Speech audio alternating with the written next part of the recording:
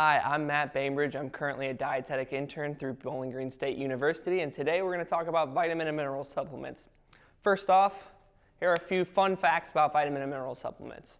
So, about 1/2 of the U.S. population takes a vitamin or mineral supplement. It's a lot of people. 1/5 of the entire U.S. population takes a multivitamin. So multivitamins are, your supplements that provide multiple nutrients. And most people self-prescribe them. So self-prescribing them doesn't mean that a doctor gives them to you or a doctor recommends them to you. It means that you find them on the internet, hear them from a friend, seek them out personally. You take them with your own advice, which can be dangerous, but there's also, if you are planning on doing that, you also have to be safe about it as well. And as we know, a balanced diet is the best way to actually get proper amount of nutrients. So here are a couple of reasons to why you may need or may think you need a supplement.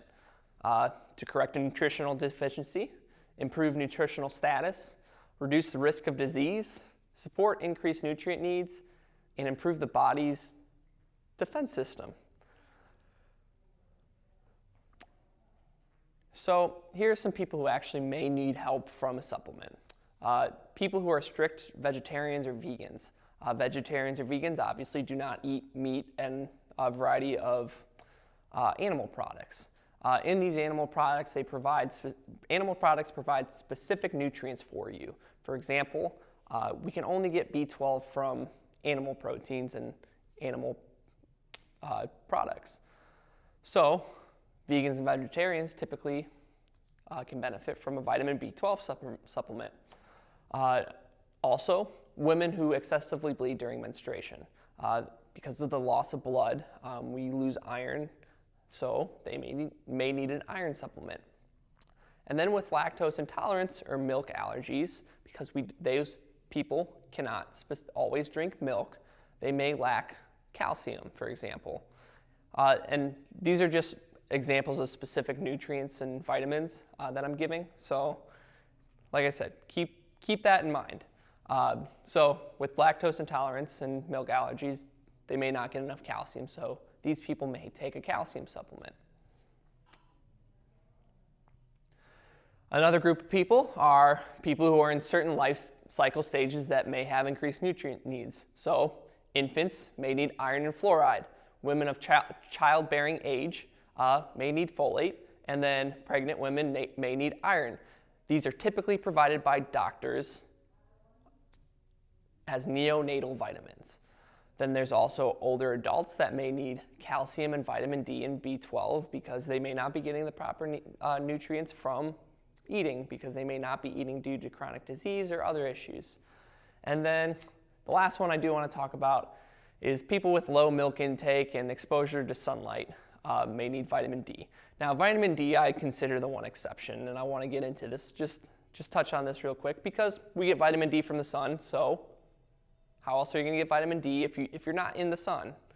Some people don't go out in the sun, so that's kind of the one exception I feel like that a lot of people tend to take, because it is supplemented into a lot of foods. It's like milk, for example. There's vitamin D milk, and then there's also cereal and a bunch of different products that like to put, have it in there. So that's the best way to get it, but some people also do take the supplement.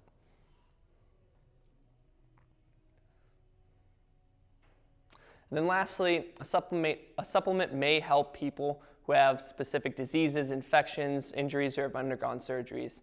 They also may be taking medications that interfere with the body's specific nutrients. So for example, a lot of people with cancer, diabetes, heart issues, they take certain supplements that may help them out. But like I said, these are also recommended by doctors. So you want to be really cautious, because dietary deficiencies are very difficult to diagnose. Diseases have many different causes, so we may be trying to correct, individuals may try to correct a specific disease with a specific supplement that they may not even need. The symptoms that aren't diagnosed can go unnoticed, and then Correcting dietary deficiencies actually requires medical supervision, so that's why it's important to be very cautious when taking these. So the first caution I really want to talk about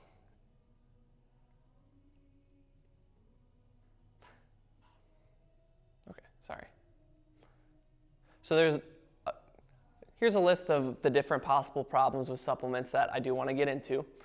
But first off, I want to talk about toxicity. So toxicity is when we take too much of something. So large vitamin and mineral doses can be toxic. They may exceed the DRI, which stands for daily recommended intake of specific nutrients, or the tolerable upper limits, which are set by the Dietary Guidelines of America of 2010. That's the most recent one. So, the most specific group of people that is of concern with the toxicity would be children, because children need less of everything pretty much. So when we do give them a large dose of a supplement, it may really affect their body in a negative way. The next caution I want to talk about is life-threatening misinformation. These supplement companies may make claims that these large doses may, or it can be even marketed as, to actually be beneficial, cure a serious disease. If there's not any scientific evidence that it actually cures this disease or helps out, it can cause a lot of issues and can honestly be a big waste of money, big waste of time, and also be very threatening to your own life. It can cause other serious illnesses and other serious problems. And this typically can be seen amongst a good amount of populations.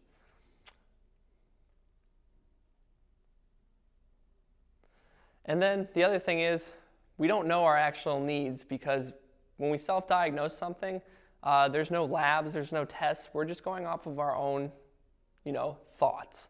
So it's really important to consult a doctor before doing anything.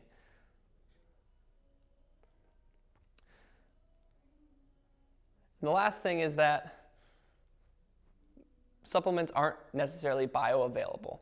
So when we eat food, our body likes to store certain nutrients and supplements in certain parts of our bodies, like the liver, the kidneys, etc. The problem with supplements is the body doesn't necessarily absorb them the same as they do food. So we also have to be very cautious when we are consuming these products, because the bioavailability may not necessarily even be there for you. And here's some examples up here. Zinc can be hindered by calcium and copper supplements. Iron can hinder zinc, and then calcium can hinder magnesium iron. It can prevent other things from being absorbed.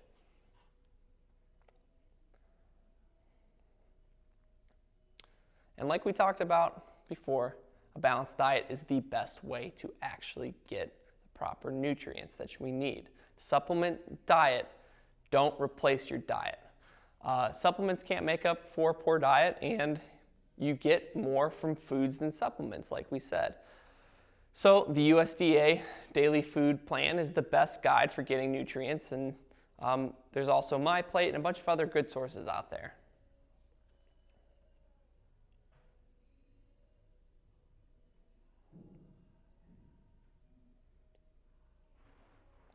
So the last thing I want to talk about is dietary supplement label reading.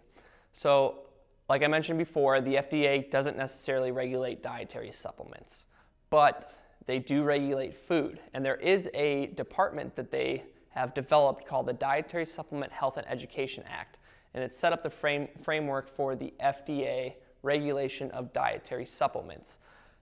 The FDA tries to regulate as many supplements as they can, but because companies can produce so many different types of supplements to make money, it is very hard to keep up with all of the supplements that are now on the market. So if you do take supplements, you want to be careful. You want to make sure that if you do notice anything, you do contact the FDA to make a claim if there is any issues, and you do want to consult with your doctor. So make sure that you are reading the labels, make sure that you are talking with your doctor before you take anything, and honestly, it's very important that the experts do decide what is best for us and as a nation. So supplements aren't always the best thing for you. They're not for everybody, and I just wanted to talk about the dangers of these supplements so that you know what to do when you do see them and when they are available, because they are appealing, because we all want a quick fix, and as we know, the quick fix isn't always the right answer. So thank you for listening to me today. I'm Matt Bainbridge, and I'm with EFS. Thank you.